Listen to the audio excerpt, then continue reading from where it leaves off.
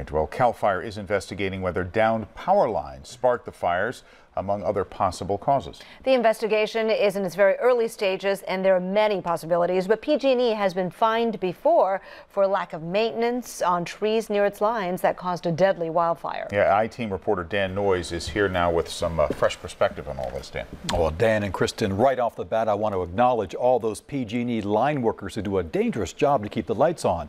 But some of them are telling me they believe that high winds, power lines, and overgrown trees were a deadly combination. Just as the fires were igniting across Napa and Sonoma Sunday night, power lines on Myers Drive in Santa Rosa were failing. And you see that? Yeah. What's going through your mind? I was kind of panicked at first.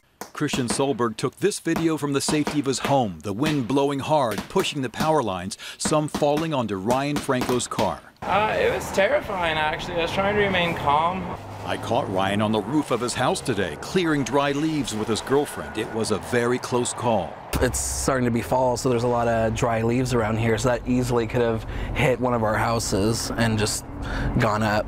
Downed power lines and exploding transformers may have played a role in the fires, as heard on emergency recordings from Sunday night. Electrical investigation 1047 Maverick.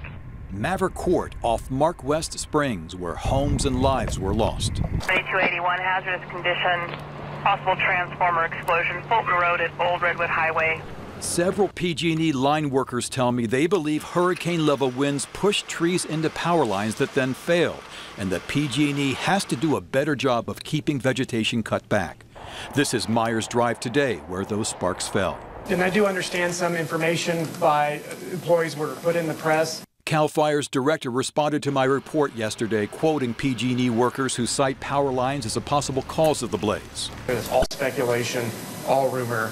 The facts will come out when the investigations are done and those are brought forward. PG&E sent the I-Team a statement that reads in part, "These destructive winds, along with millions of trees weakened by years of drought and recent renewed vegetation growth from winter storms, all contributed to some trees, branches, and debris impacting our electric lines across the North Bay." When they say weakened trees, that's the very responsibility they have to identify a weakened tree and to remove it before it strikes a power line.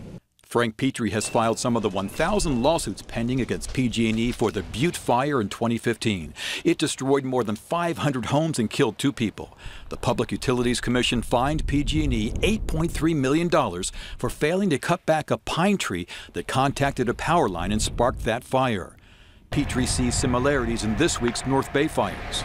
Logic would tell you that the failure of these lines, the failure of the equipment, more likely than not, either caused or contributed to the spread of this fire.